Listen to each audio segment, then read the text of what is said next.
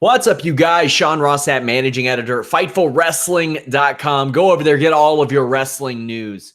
Good news with nice substance. We don't make you click through 200 articles a day. We have fight-size updates that give you the little stuff that doesn't really deserve its own article. Go over there, check it out, see how we do things. Lots of exclusives, lots of interviews, lots of podcasts. Next week, early next week, I am dropping a long-form feature, profile feature, on Killer Cross. I was able to talk to him for a series of interviews, and I was like, man, I need to do a full-on long-form feature on what he's doing and the Future Stars of Wrestling show that he's hosting next week.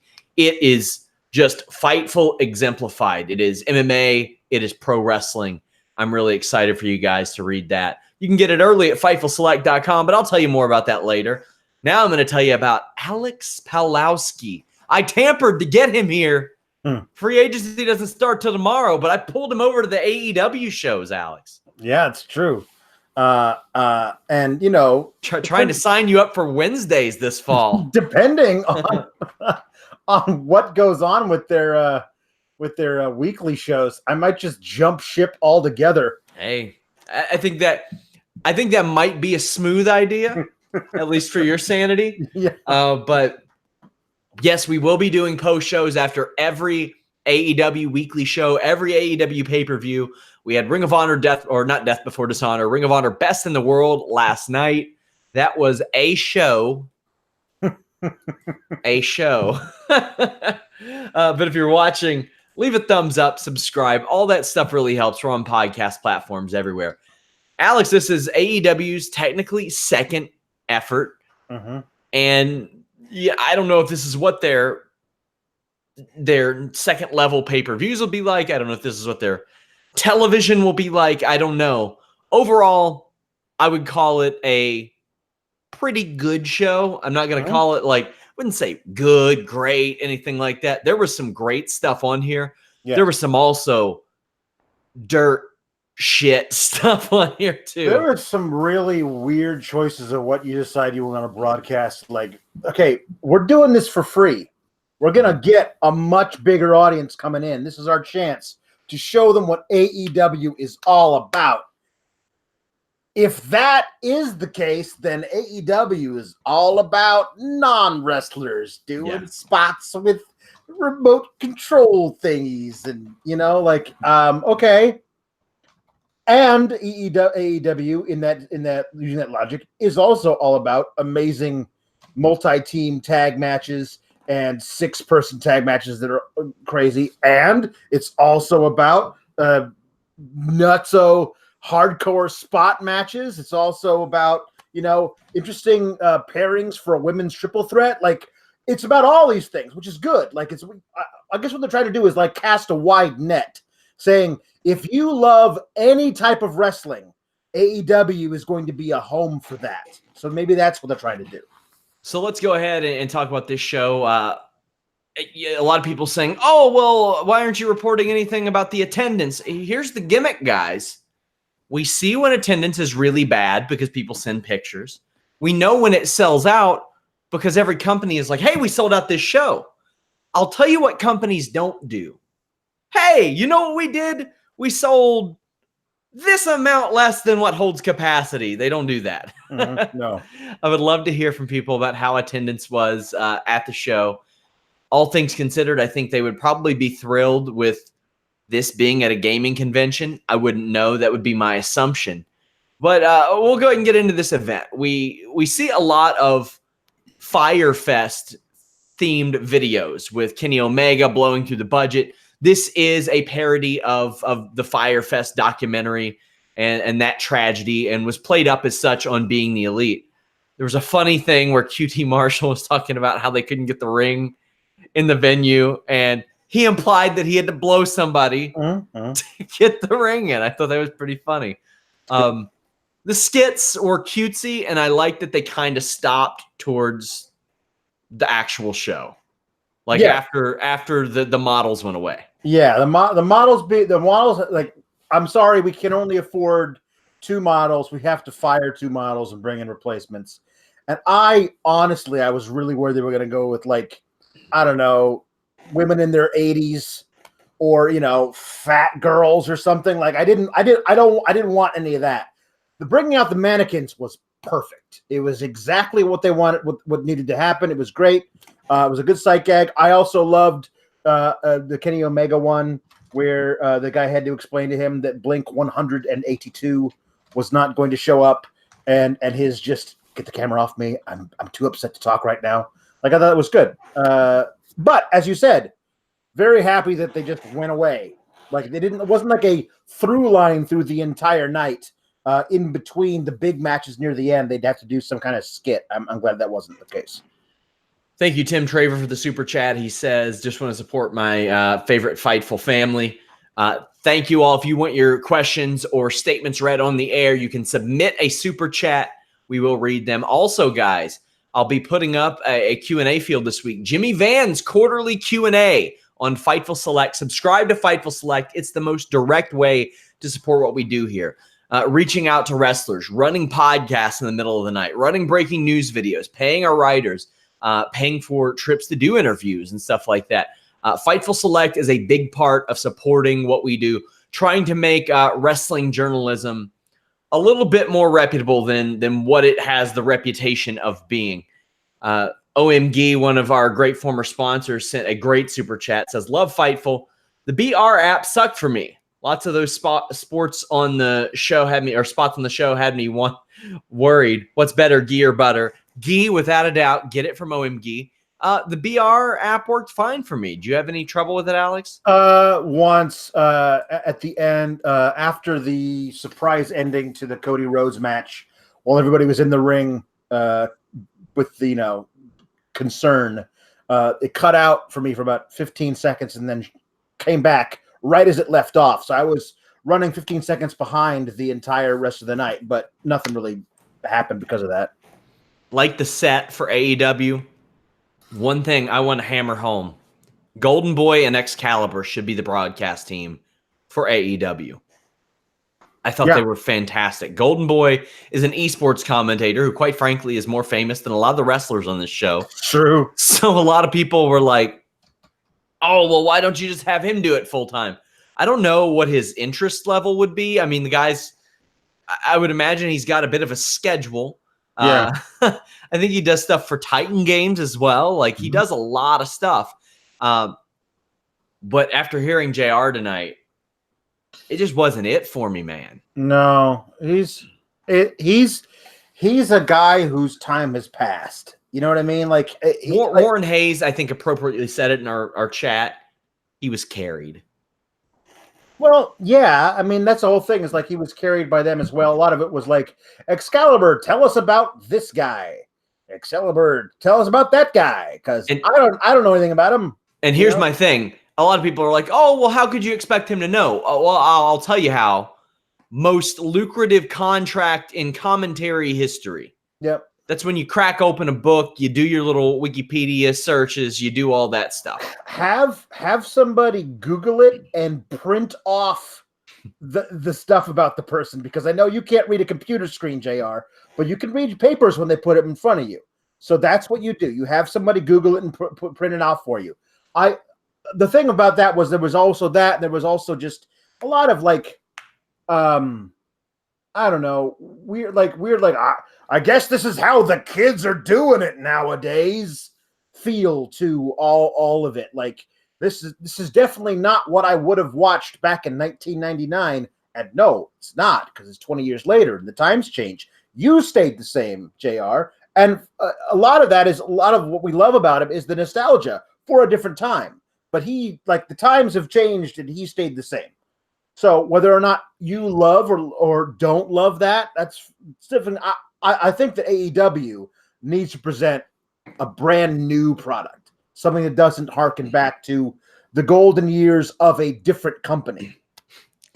Big thanks to Joe Farley for a major super chat donation. He says, hoping this helps when Shawn accidentally says a bad word again. YouTube has been monetizing our videos from a year ago, and I'm like, thanks, those 13 views we're gonna get from here on out will really help. Go follow Joe at It's Probably Joe on Twitter.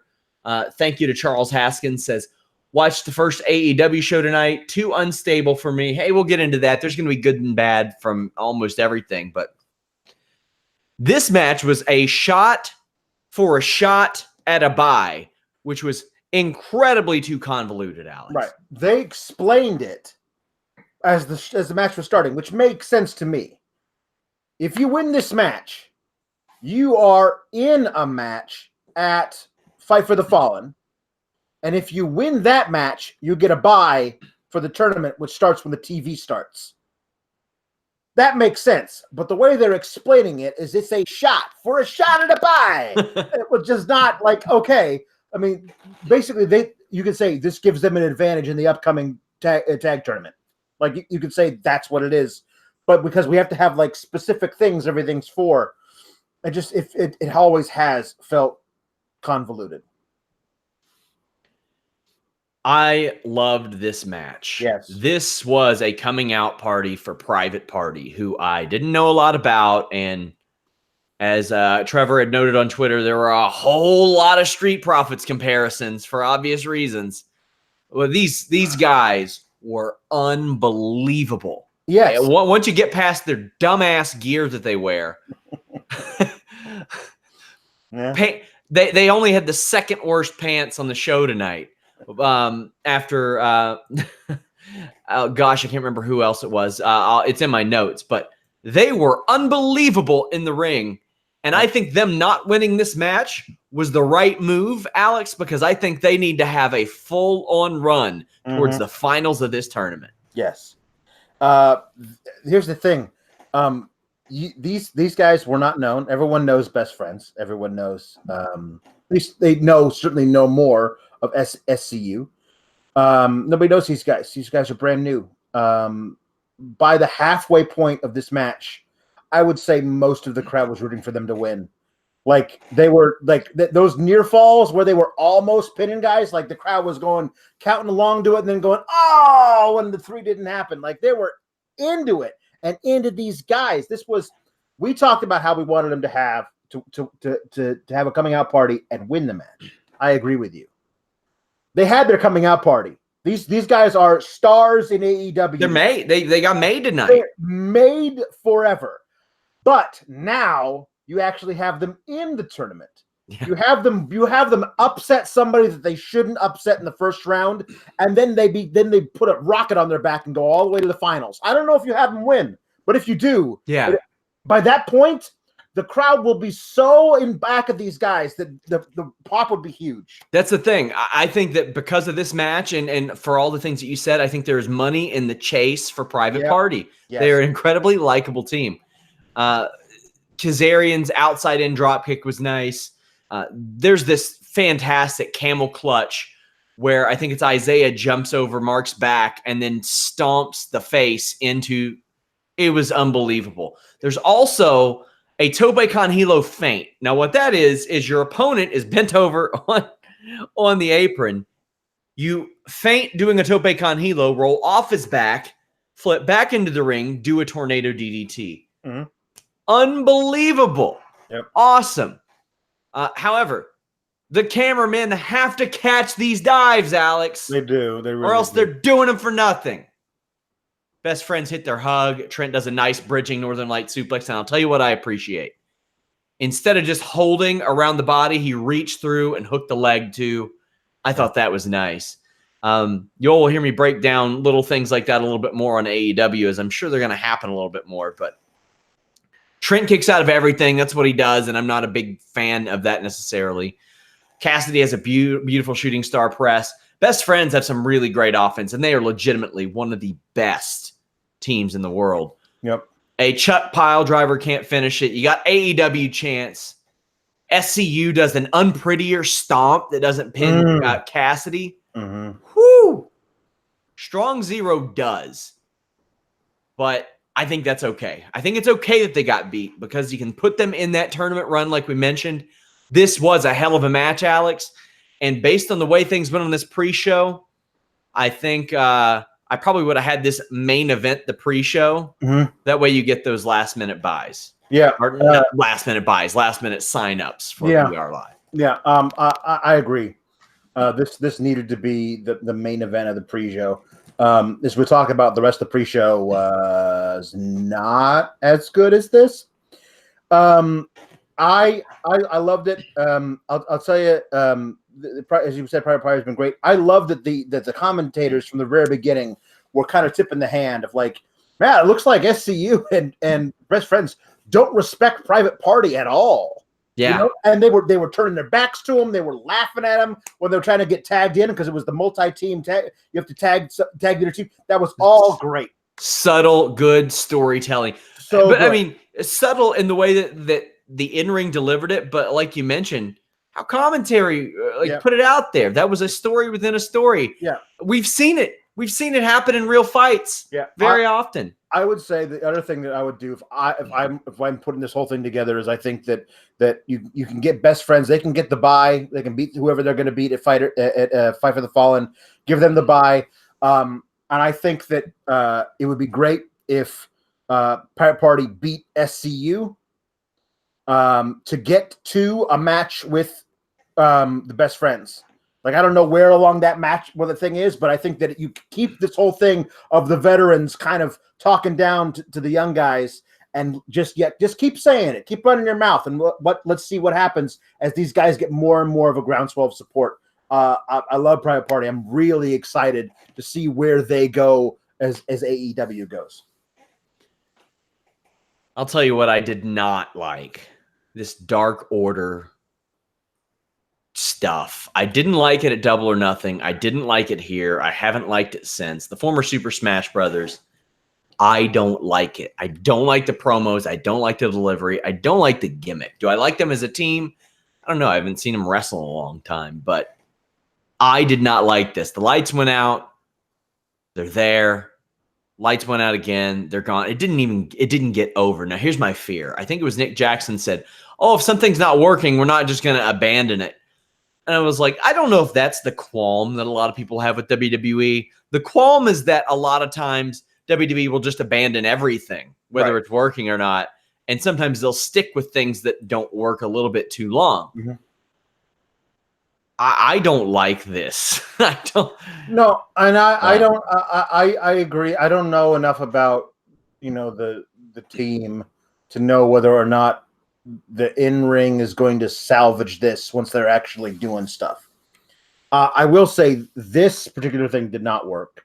The backstage video didn't work. I didn't believe anything the masked guys were saying, and then the one guy who wasn't masked, like that whole thing, like just as a complete outsider, not going into the history of who these people are. I'm like, I don't know what this is, and also it didn't help that Trent and Chuck were in the ring, like completely no selling it. Like, are you gonna say something? Or and then the lights go out and they're all around the ring and they're there and nobody does anything. And it felt like a minute and a half. And then the lights go out and the lights are out for way too long to just get a bunch of dudes out of ringside. And the lights come back up and they're not there. So, like, basically you had a whole bunch of stuff happen for nothing to happen. And that's never a good thing. Yeah, I'm not here for the Dark Order. I don't think it's the crowd didn't react. I didn't see anybody saying, oh man, that's great. Not my jam. We have some super chats. Xanthius says, how can you be surprised how bad JR was after he showed up totally lost and arguably not sober through his New Japan stint? I'll tell you how. Largest commentator contract in wrestling history that can motivate somebody. That's why I expect him to be better. He's not. Yeah, it's not even for me. It's not even being surprised by it. It's just like basically like you're giving him enough rope. Now it's time to go. Like he's had enough chances to combat this thing that he's been for a while now, and it's just time. Another super chat.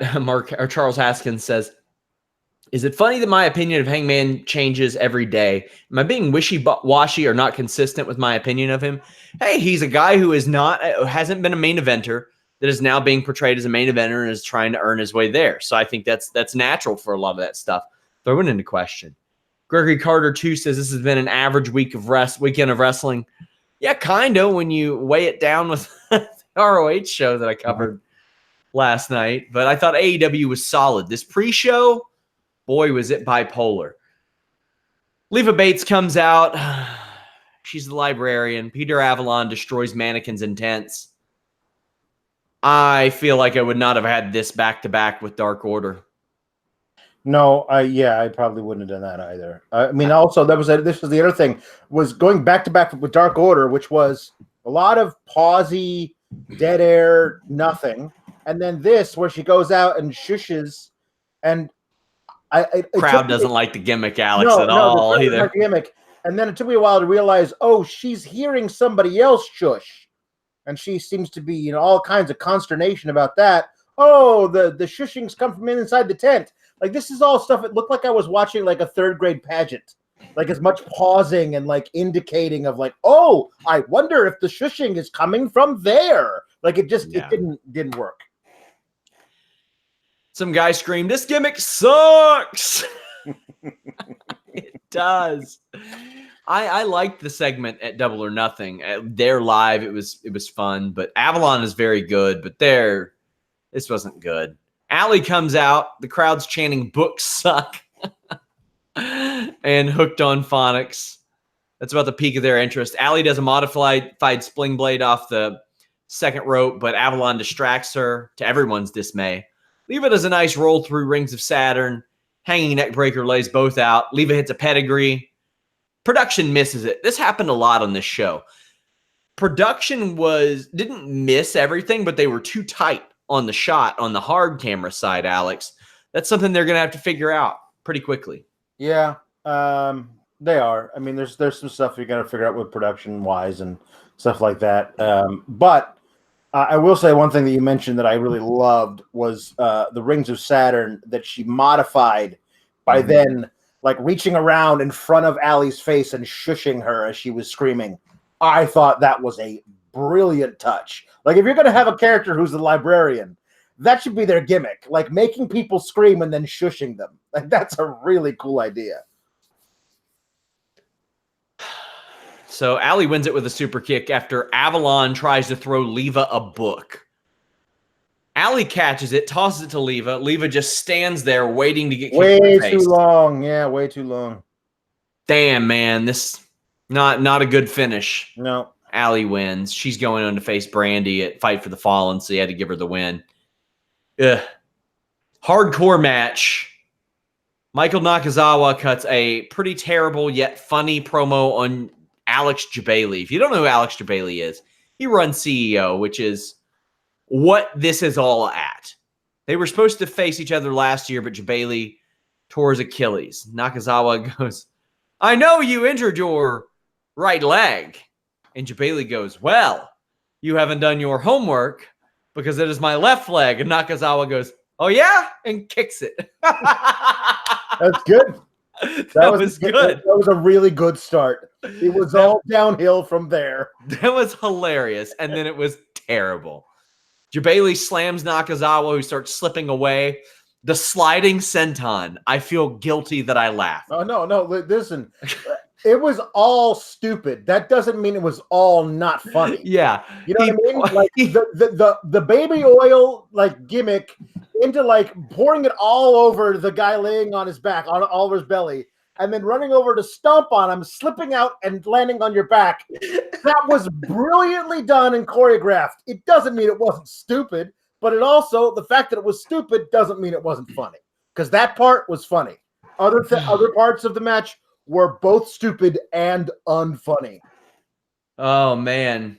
By the way, guys, I'm not doing a live post show for UFC, but Francis Ngannou just immediately knocked out Junior Dos Santos. So I'll do a live results or post show results video over on the MMA channel. But Tuesday, 2 p.m. Eastern, we'll talk about this series of fights. So Jabali tries to drown Nakazawa, slams him in it. Jabali gets strangled and no sells it. Just yeah, so terrible. Nakazawa does a pretty good YOLO dive through a table. That was cool. But that's about it. Like, he almost got murdered by the guy who wasn't a wrestler. That German suplex was horrifying, Alex. Like, Nakazawa, well, okay. Hey, when you say, I like that you go, well, he tries to drown him. And for those of you who weren't watching, because I know a lot of you people don't watch the event and just listen to us jabber on about it.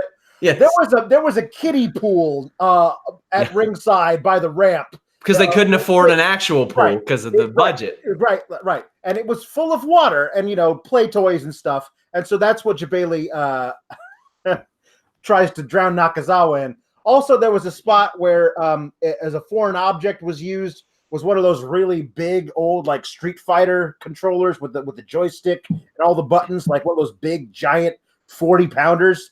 I thought that was clever, but ultimately led nowhere. You're right. The no selling of being strangled by a controller cord was bad, and the German suplex was a stupid idea because as Nakazawa is leaving up the ramp, he's rubbing his the back of his neck, like up where like his cervical vertebrae are.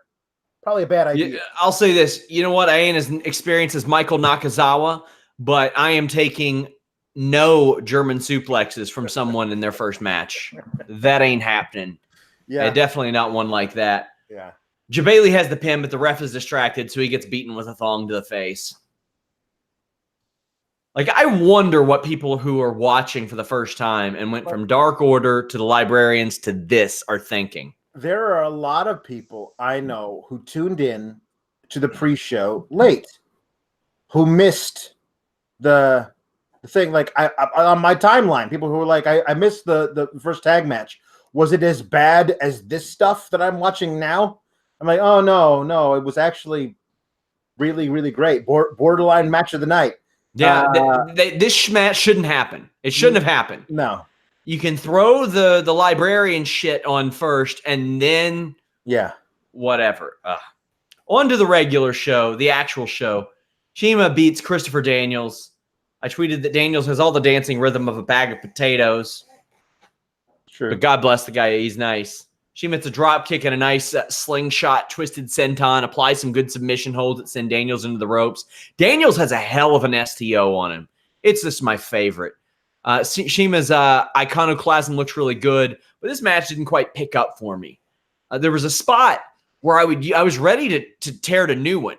It was on they were setting up for a cross-legged brainbuster or something, and Daniels fed the leg, but he got out of it. So I could construe that as Daniels was baiting him. I like that. I'm okay with that, intentional or not. I'll tell you what I didn't like. Shima kicking out of Angel's Wings, a finisher on the first match of the main card. Yeah. For no other reason besides that I did a goddamn making a finisher special on Christopher Daniels. Come on, man. You got to keep it strong for the feature. But I don't think that's a good idea to really establish that, hey, we got to kick out of finishes and stuff all the time here. But Shima wins after a couple nice slams and the flying double knees. This was just okay. Yeah, it was just okay. A lot of it, as they said many, many times, Shima is facing Kenny Omega at Fight for the Fallen. So it was all about, like, I think I agree with you. Kicking out of the Angel's Wings, not great. But the point, I think, was it's nearly impossible to put this guy away. What is Kenny Omega going to have to do? Fair point. Like, if that's the angle they run with leading up to Fight for the Fallen, that makes perfect sense to me. And again, it's Christopher Daniels. It's a guy who's like a Hall of Famer across all promotions. Like, this guy's been doing it forever and been so great for so long. But at this point in his career, he's not at his top level. So you could say that, like, the Angel's Wings, that if he gives that to a guy even 5 years ago, no one's kicking out of it. But now, maybe you could sum it up a little bit and then, catch him with a few moves and you're able to pin Christopher Daniels. I don't know, but I think that's the angle they're going with, is that it's impossible to put away Shima. What's Kenny Omega going to do? Yeah, sometimes it's impossible to put away a guy like Shima, but sometimes it's impossible to just get going, Alex. Yeah, it's possible. Yes, it is possible to get going. Yes, yeah. Sometimes it's a little tough to kind of start your engines up. That's also true. Sometimes the pre-show doesn't really get you ready for the main event, Alex. No, it doesn't. But you can get your penis hard if you use Blue Chew. You can now find them at Blue Chew on Twitter, not at Get Blue Chew anymore, just at Blue Chew. You can increase your performance and get that extra confidence in bed because Blue Chew brings you the first chewable with the same FDA-approved active ingredients as Viagra and Cialis. So you know they work, you know they're effective, but you can take these anytime. Whether it's day, whether it's night, whether you've eaten, whether you haven't. Since they're chewable, they work way faster than a pill, so you can be ready whenever. Pre-show, main event, mid-card, jerking the curtain or jerking your, well, prescribed online, shipped straight to your door in a discreet package. No in-person doctor's visits, no waiting at the pharmacy, no more awkwardness. They prepare and ship direct at Blue Chew, so they're cheaper than a pharmacy. How cheap? How about the same price that AEW Fyter Fest was? Free! Just use that code FIGHTFUL.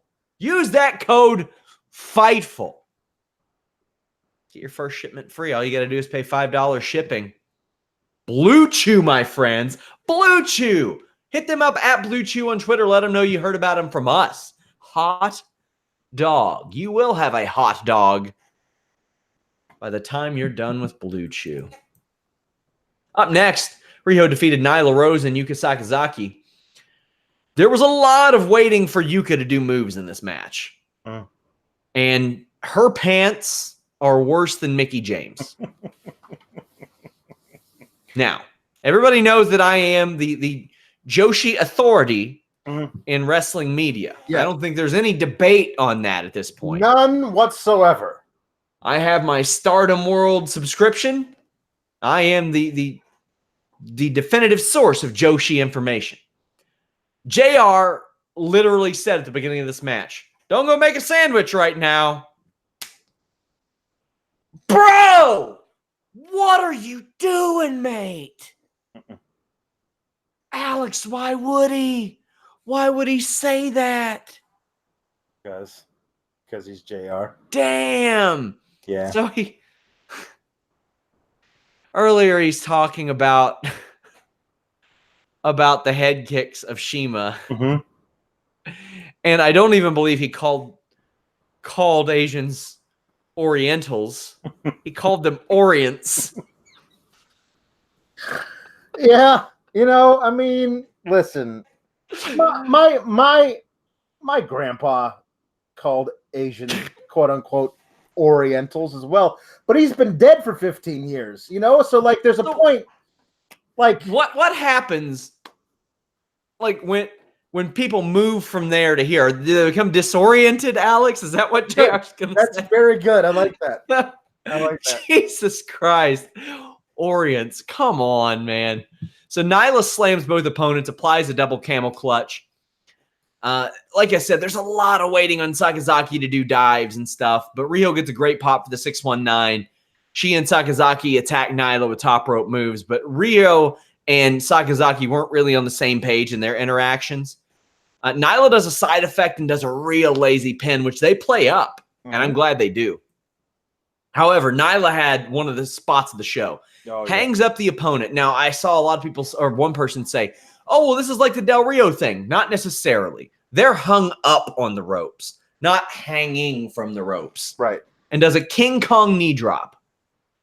They played it up on commentary that she didn't go for the pin, and they got to play it up even more. Yeah. Lazy pins, not going for the pins. This cost Nyla the match. That has to be the story. Right. It appears to me that they're setting up for a story beginning with TV in the fall of Nyla Rose not getting the job done through her own fault, blaming everybody but herself, and at some point just snapping and becoming an unbeatable monster.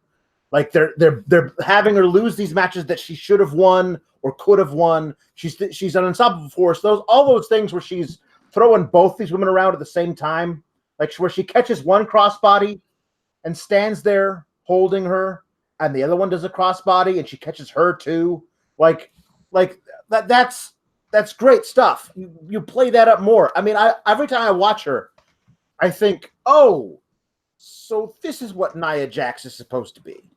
Like she's like she does all these things, but also there's so much of a variety of her moves. I love that she can do. She basically she did an amazing Samoan drop at Double or Nothing. She basically got into the same position and decided, nope, Death Valley Driver. Like, I love that she can hit other moves out of the things that where she just catches people and flings them up onto her shoulders, and all kinds of offense she can come from there. I think that there's a really good opportunity for them to tell a story of the monster that can't get it done. So the monster decides, now it's time to effing get it done. Like, I think there's a cool way of doing that. So Nyla misses a senton, catches Riho, again has to wait on Yuka, but does, and has both of them, and then kicks out of a double pin. That was really cool. I thought the highlight of this match, really, even beyond the King Kong knee drop, was that Riho broke up a Nyla pin after a powerbomb, but it sent Sakazaki into a pin, and Rio's like, oh shit, I got to break that up too. That was really great. That was so good and creative and different. I love that. Showed sense of urgency on Riho, and she wins with a sneaky pin, Alex. Yes, she does, and it's great. I loved it. I loved Nyla's reaction immediately afterwards, like you got to be kidding me. And then there was kind of a lazy attack afterwards to get her heat back, and the double team on her. I thought that was a cool move. I actually liked the idea at the end where the two Joshi ladies, like who had teamed up at Double or Nothing, like in this match, like one of them, sorry, the one in the pants that you hate. I don't hate her. Oh, the pants that I hate. I don't hate her. Yuka Sakazaki. Yuka Sakazaki. She wants to be friends. And Rio says, no, it's not. We can't be friends now because every woman for herself in the AEW. And I think that's a really, really cool thing to put that out there as well. There's a lot of great fodder for storytelling in weekly shows coming out of these pay-per-views, and that I love. We'll see if any of that pays off on the weekly shows, but somehow I trust this company to not be to be setting up all of these storylines for a reason, you know? Yeah, I think people are going to really like Riho the more she works. I think she's like 22, 23. Yeah, it's crazy. Unbelievable. You got to play up the Nyla being lazy thing, though. You got to do it. Yep. Because that's the story that was being told. Well, but that lazy, I think, is interesting. It's complacent. Like, I should beat these women in a walk. I don't have to try. Like, it's not necessarily like I'm lazy. I don't want to win. Yes. I should be winning. I should be winning because I'm the biggest and the strongest. It's not my fault. I don't even exercise. Like, that's the person who's who she is. I love it. I think that there's a great way of telling that story and her like combating that by just becoming an absolute monster. Yeah, and even though I wasn't too keen on Yuka's performance tonight, she's really good. She's really good, and people will like her. I'm confident in that. Adam Hangman Page defeated Jimmy Havoc, MJF, and Jungle Boy. Now, Kip Sabian was at ringside for commentary, even though he didn't say a lot. He will face Hangman Page now at Fight for the Fallen. MJF, guy's a good heel, Alex. He's really good. So when I hear people have the balls to say that Baron Corbin is the best heel in wrestling, I get personally offended by it. Well, why is that? Because I have experienced how much of a dick MJF is in person. The man unhooked my mic before we did an interview.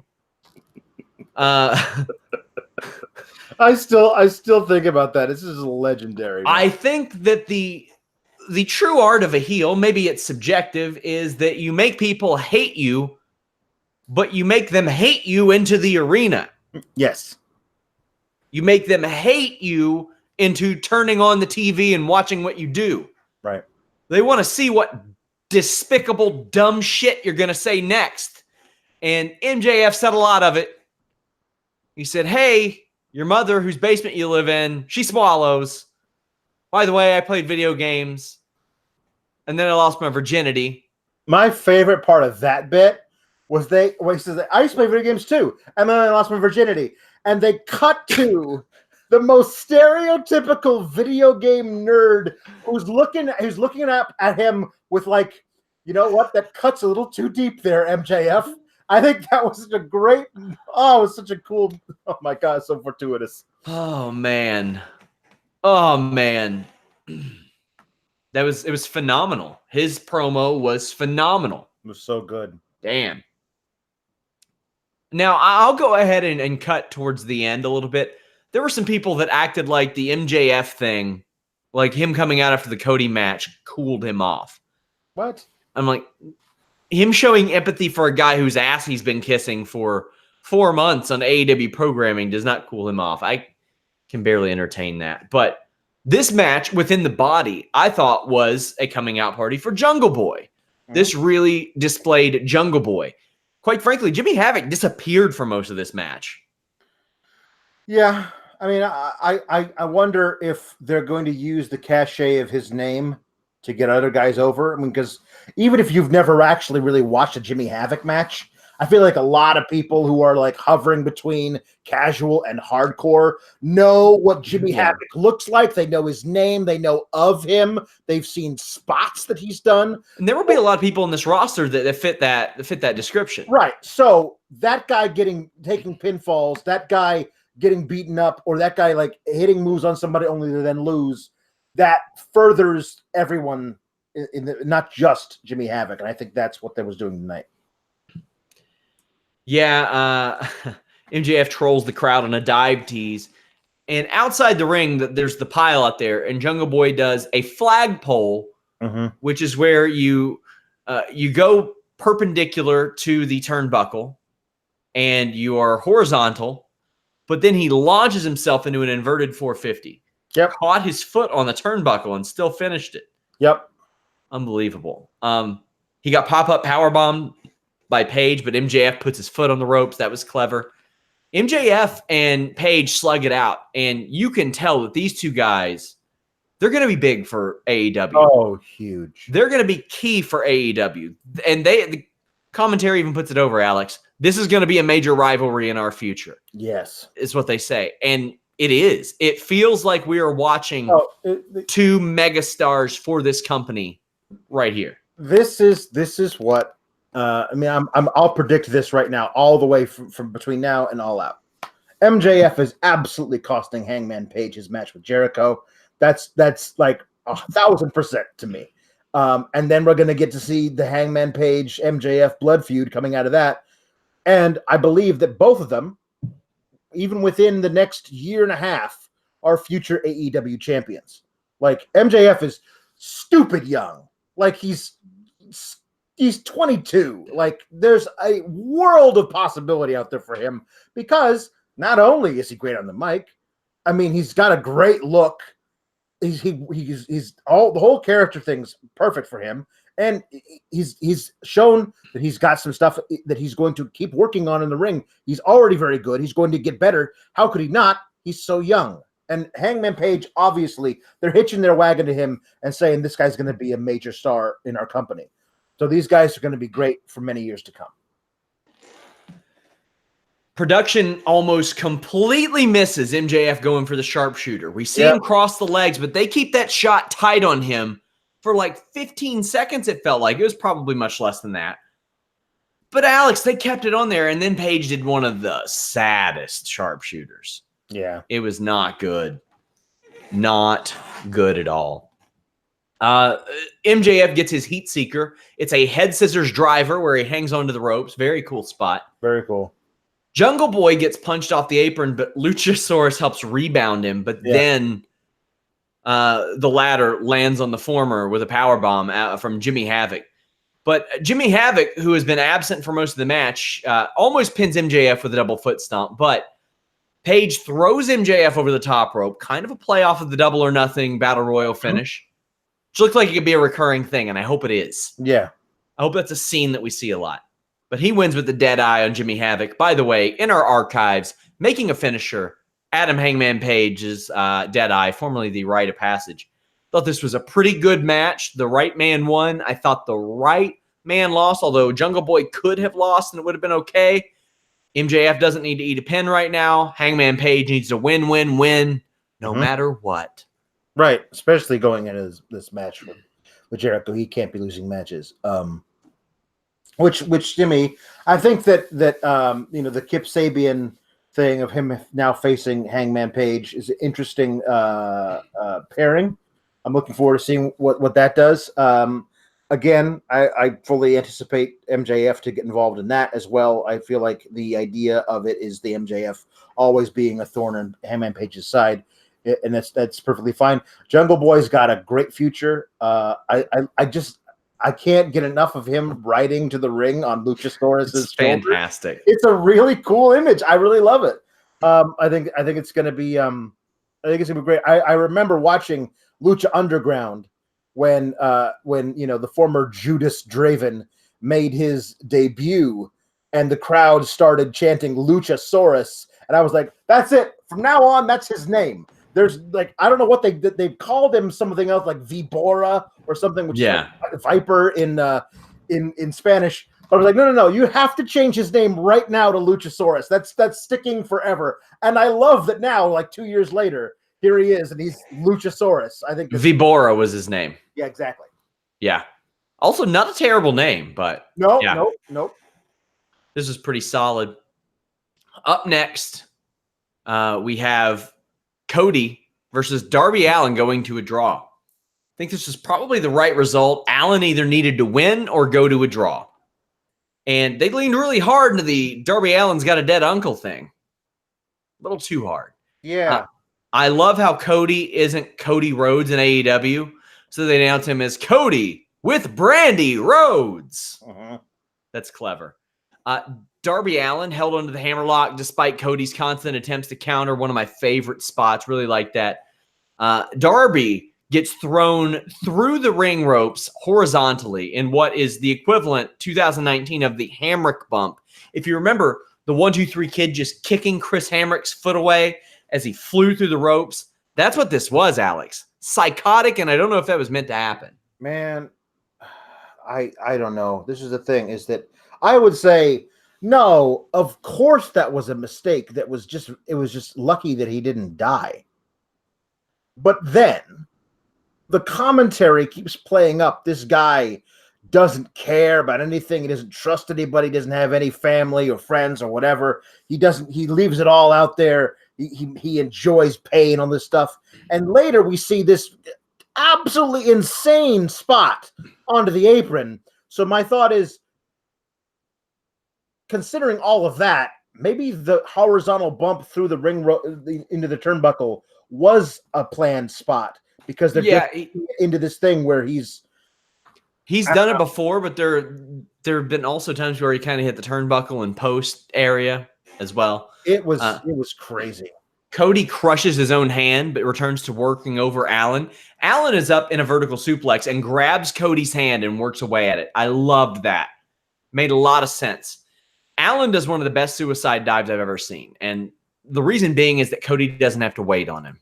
Yep. He turns around, Allen's there. Yep. It's amazing. I think they played up the time cue a little bit too much, because it was very clear this was going to a draw or the last few seconds.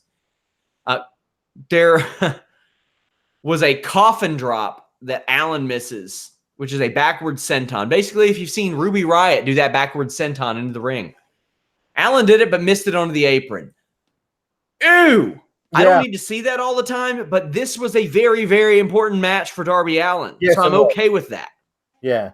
I love that it was also weird. That Cody's kind of hung up, laying like half on the apron, half into the ring. And Darby Allin looks at it and he gets an idea. And immediately I thought to myself, oh God, no. Like, whatever you're planning, Darby Allin, don't do it. And in my wildest dreams, I would never have thought coffin drop, Cody moves directly in line with his spine. Like, his entire spine took that bump parallel right there on the ring apron. Like, it was just sickening.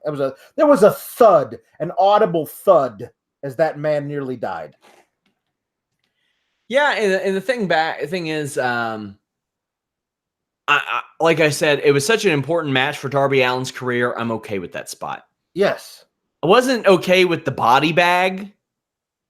The body bag thing was weird. Like, I understood it, like Darby Allin bringing it to the ring, like as like a shock maneuver. Like, he's got half his face painted, the way he dresses, like it's part of his gimmick. Like, I wouldn't be shocked if, like, he started bringing a body bag with his opponent's name spray painted on it every time he came down to the ring. Like an old thing where, like, the $1 Million Man used to put money in the mouth of the people he beat, or Brutus Bar Beefcake used to snip the guy's hair. Like, this is the guy who, after he beats you, he puts you in a body bag. Like, that kind of a thing feels right for this kind of a gimmick. But the use of it during the match didn't make any sense. Like, Cody putting him in it, then hitting a disaster kick, and him falling over gingerly like he wasn't sure if he had been kicked or not. It was very odd. Yeah. Cody Rhodes tried the crossroads, but Allin reverses it into a stunner. But then crossroad hits, and before Rhodes can get the pin, time expires. I'm okay with that. Allin needed to be perceived as on the level, because he'll always at least be perceived on that now. So I like that. What did you think of the finish? This was not only great for Darby Allin, and I think good for Cody Rhodes, because I loved the Cody that he presented during the match. Was, get a load of this kid. Who does he think he is? Again, another guy, 22 years old, super young, amazing future he's got for him. But I love Cody Rhodes was basically, as I said before, he's playing the Triple H character. Like, I can't believe I'm in here with this kid. Okay, let's see that. Let's see that. And as he gets more and more brutal to, like, back, like, the stuff I'm trying to do to him isn't working. Let's see if I can do other things. I like all that. I love that built to this finish. Not only is it great for Darby Allin to get the draw against Cody Rhodes, but it's also great to set up matches will go to a time limit draw in AEW. It's not a thing that we just announce, this match has a 30-minute time limit, and we never get there, even close to it, and we never do. Whatever. This match is like the fact that actually in their second show, we had a match, a very high-profile match, go to a time limit draw means that can happen now. And that's always going to be an option for how we're going to get to things. I think it's a great wrinkle to introduce right off the bat. Yeah, a lot of people were complaining about Allin taking the big spot. This was the most important match of his life, was this right here. Yeah, I mean, don't do that in every match. Like, as we talked about, this is the thing that we talked about a long time ago, because he was still in WWE when he did it. Darren Young hitting a backdrop suplex onto the apron 2 minutes into every match was worthless after he'd done it so many times in a row. I don't need to see Darby Allin do the coffin drop onto the apron ever again, let alone in his next match. Yeah. So afterwards, Shawn Spears shows up, cracks Cody over the head with the chair. Now, backstage, the Young Bucks are saying that the chair was gimmicked, but that it didn't work. I don't know. I don't know how it was gimmicked. I don't know anything. That's what the Young Bucks are saying, at least according to @JohnAlba on Twitter, who is there right now. Tony Khan said he can't go into details at the moment on the Cody chair shot, but they got the doctor right away, and something went wrong. He says you could build the safest airplane in the world, but there's pilot error. There's pilot error. Says that he would address it soon. That's why you probably just don't do it. Yes. Yeah, probably just don't do it, Alex. Yeah. I'm not super into the chair shot to the head. I like the angle that it sets up a story from here, but I don't think you could do it with a chair shot to the head. And if you're gonna use a gimmicked chair, that gimmick chair better be basically foolproof. Yeah. I'd be cool if they use gimmick barbed wire, gimmick chair. Sure, it is an entertainment show with fictional characters. I'm okay with that. It's interesting to have the commentary lean in so hard on CTE. What's this going to be like when Cody Rhodes, like, what's his quality of life going to be in 20 years? Like, all this stuff that, like, if this also is a thing where they say, okay, officially, because of this act, going forward, there will be no more chair shots to the head in AEW. Sure. And performing one gets you immediately suspended for 90 days or whatever. Like actually having an in-story reason for why these things don't happen, like, all of a sudden now they're actually becoming the logical federation out there. We can actually say these guys are actually showing all their work for why these things are happening. I think that's great, because guys, you got guys going into the ring with chairs in WWE all the time, and all the time it's across a guy bent over, flat back. And it's not really explained why, but we all know why. But we can't ever say the word concussion. For God's sake, nobody ever lands on the back of their head in WWE. They land on the back of their neck. Like, concussion is something you can say.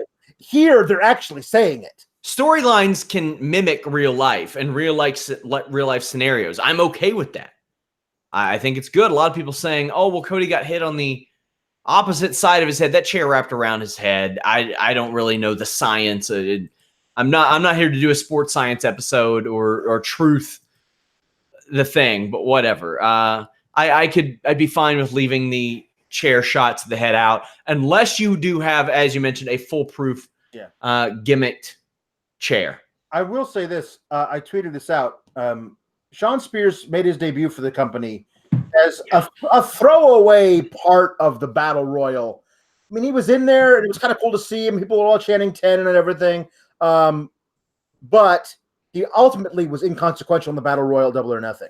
He would have been a great surprise tonight. What if this had been the first time we'd ever heard or seen of the former Ty Dillinger in there? And the thing is, I've gotten some responses like, people just be chanting 10 to the whole thing. They would have been chanting 10 until he wrapped the chair around Dusty Rhodes until Dusty's kid's head. Like, that kind of a thing shuts up a 10 chant real quick. And all of a sudden, the guy who we love to root for, the underdog Ty Dillinger in NXT, all of a sudden he is persona non grata, public enemy number one in this new federation. There's a whole thing. I don't necessarily think you even have to do it with the chair shot. But him declaring war on Cody Rhodes in this spot as his first act entirely in the company, it would have been interesting. So Shawn Spears tweeted out a 2-second clip of Cody Rhodes just saying, and he's a great hand. Let me tell you, this is a legit thing. Yeah. I called somebody, or just in passing, I referenced, I was on a show with Shane Helms, who has been called a great hand probably hundreds of times in his career by people who have never made a dime in wrestling. Right. And that term, me mentioning that Shelton was referenced as a good hand, pissed him off. Mm-hmm. Pissed him off. Yeah. That is a thing. Like, knowing that and having that experience, I could see Shawn Spears, because of his runs in WWE. Woo! That's good. I like that. Already making the story work. I'm cool with that. MJF and SCU come out to help Cody. I like it. Yep. The Elite defeated Laredo Kid and the Lucha Brothers. The Elite are dressed up as Ken, Ryu, and Akuma from Street Fighter. I love that for the CEO connection. Justin Roberts says round 1 fight, which would have been a lot cooler if this was a 2 out of 3 falls match, Alex. Yep. But it wasn't. And for each round, they could have had that happen. That would have been kind of cool. Pentagon is by far the worst leg slap offender in wrestling history. Yeah. When that guy rolls into bed at night,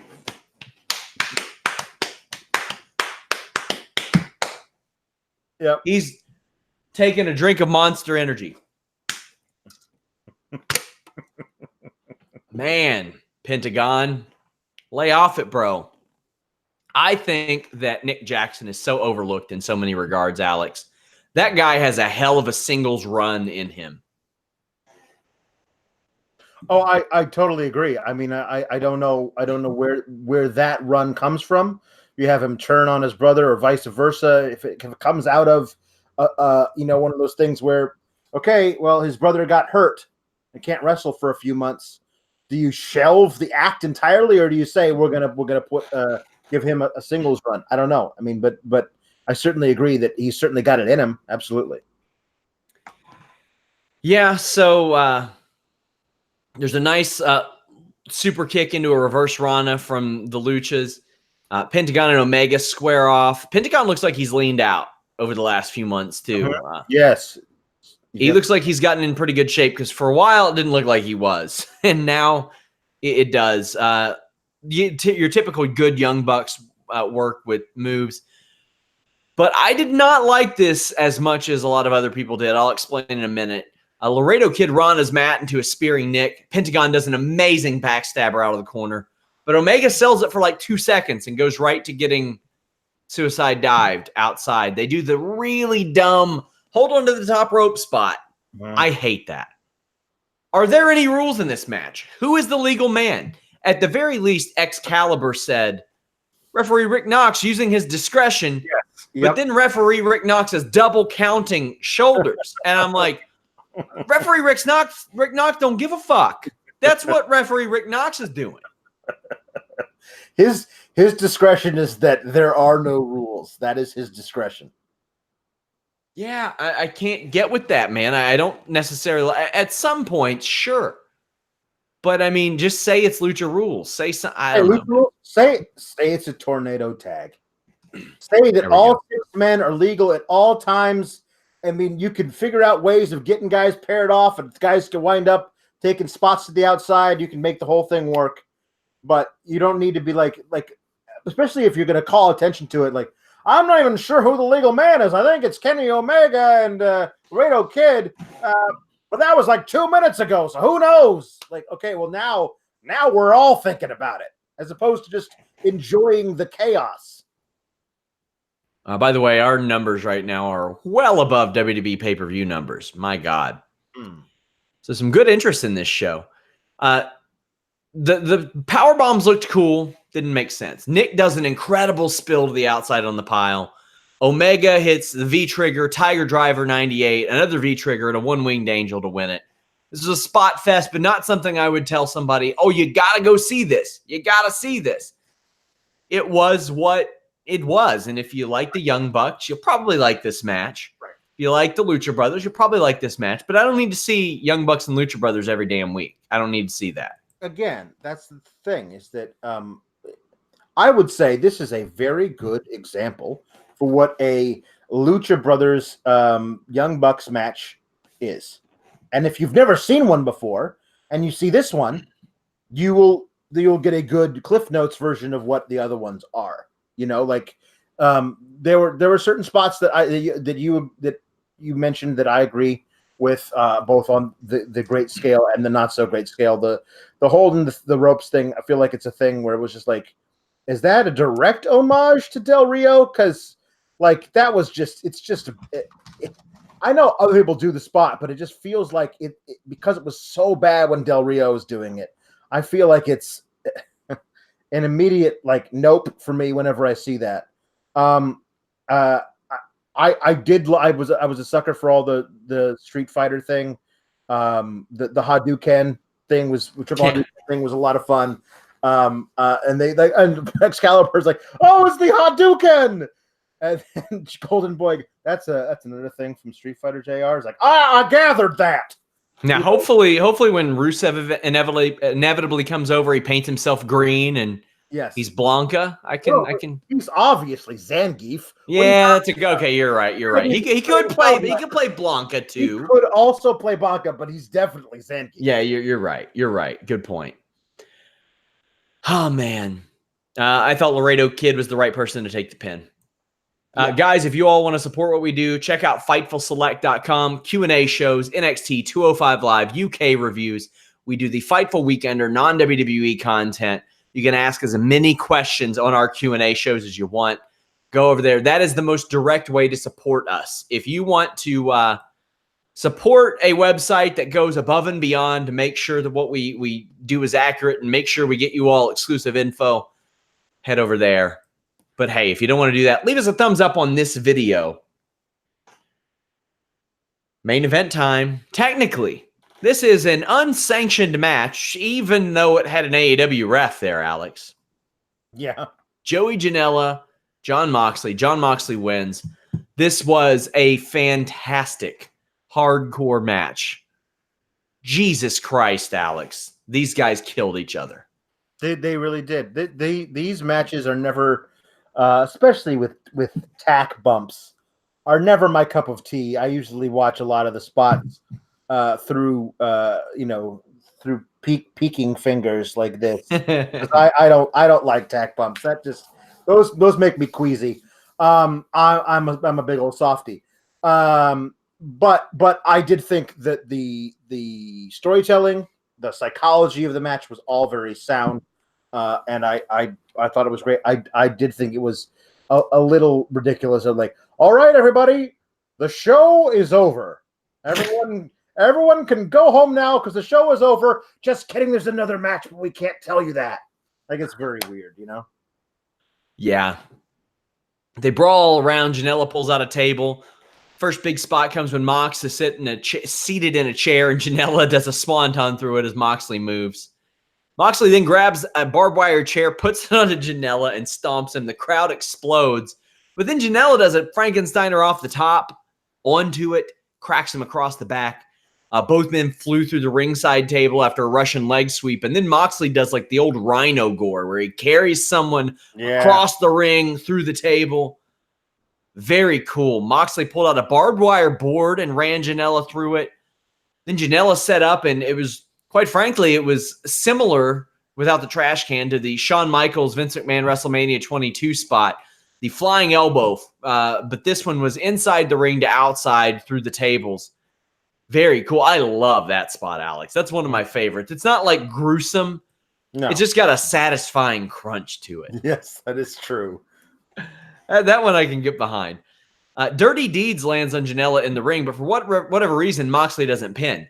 Probably because he wanted to Death Valley bomb Janela ass first through a barbed wire board at ringside. Yep.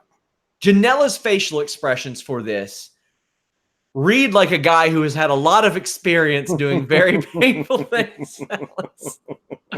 They read like a guy who has a documentary titled, "Please Don't Die." Yes. Janela flattens Moxley with a super kick and pulls a ladder out.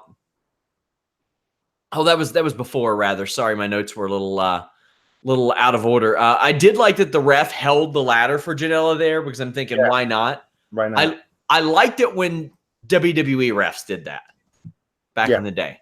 I don't see any harm with it. Hey, you're there. Hold on to it. Who cares? So Moxley gets thumbtacks out and pulls off Janela's shoes. Mm-hmm. Not a spot we've seen in mainstream wrestling, Alex. Nope. It's pretty fantastic. Now, somebody's saying it's the paradigm shift, not the dirty deeds. Well, you know what? When he lifts somebody up in the goddamn air, I'll call it the paradigm shift. When he drops somebody flat on their head, I'll call it the dirty deeds. Yep. Get over it. What he does do is a release Orange Crush bomb onto the thumbtacks, then stomps Janela's hand into the tacks, then drops him feet first. Yep. Ah! There were so many tacks in that man's heel. Ah! Gimmick the tacks for me, please. Gimmick those. You better believe if you ever see me do a tack spot accidentally or on purpose, it was worked. Yeah. It's horrifying. Whew. So Janela flips off Moxley. Moxley does the paradigm shift into the tacks for the win. This was insanity. What'd you think? Well, yes, it was absolutely insanity. These guys did put on a great match. Once they were starting to, do tacks into feet, I kind of just was listening to the match more than watching it. This, I mean, again, the story they told was that Jon Moxley used to be the king of the death match. Then he took a break to go and play in PG land. And he did some hardcore stuff there too, but certainly not this. And while he was gone from the deathmatch world, Joey Janela took over. And now these two guys are back on that turf fighting over it. That's a perfect story to tell. They told it well. The right guy won. And they have an angle setting up further matches between Kenny Omega and Moxley afterwards. I think it all worked. Yep. This was pretty good. And then it got what I thought even better. Kenny Omega came out and laid an ass whooping on Jon Moxley. V-trigger, pile driver through a table, jumped inside the ring, springboarded, stomped a table down on top of him. A hell of a beatdown. Refs tried to help Moxley out, but he pushed them away. Omega returns to crack a trash can over Moxley's head. Again, I hope gimmicked. And then does a paradigm shift of his own. And Moxley is smiling. So here's the thing, Alex. I didn't think there was a chance in hell Joey Janela was going to win. No. But he gets over. Jon Moxley wins a match. He gets over. Kenny Omega comes out, whips his ass. He gets over. Yep. This was a hell of a finish. It got so many people over at one time. Yes. And Moxley's smiling. And he's got a smile on his face, Alex. He does. Because A, he loves the pain. And B, like there's a point where God, it's a movie nobody likes, but I love it. It was the King Arthur movie from 2004 because it had a great villain played by Stellan Skarsgård, this Saxon Viking dude who just pillages through everything until he comes up against King Arthur and his men. And he meets before the big battle. He's been killing everybody throughout the whole thing, but just nonchalantly, like he hates doing it. He's just so bored by killing people. But he meets King Arthur on the battlefield before, and King Arthur has some great line and rides away. And then this guy kind of looks to himself, smiles, and says, "Finally, a man worth killing."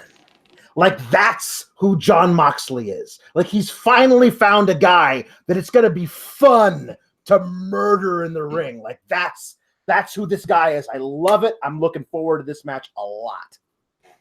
We're back covering AEW in just 2 weeks, I think it is. Yeah, that's also the day before Extreme Rules. Oh, yeah. It's crazy weekend. And next weekend gets even crazier. UFC, New Japan, Impact Slammiversary. I don't know what I'm going to do by the way of post shows for that, guys, because I will not be doing New Japan live because UFC has John Jones fighting. It has Amanda Nunes, has Holly Holm, has Ben Askren, a lot of big names fighting.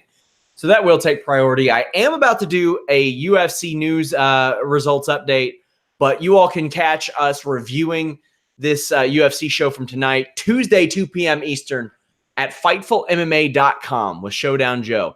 I've said this before. This is the most no BS MMA podcast there is. We're not worried about credentials. We're not worried about fighters not wanting to be interviewed by us.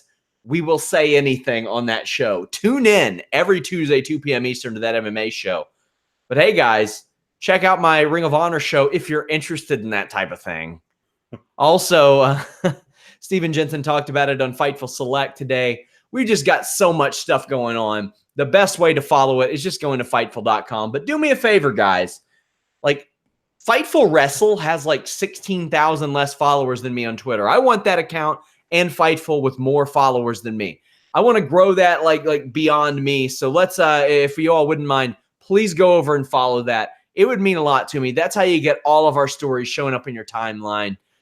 It would be great. It would really help us get the word out. But thank you guys so much. Until next time, we're out.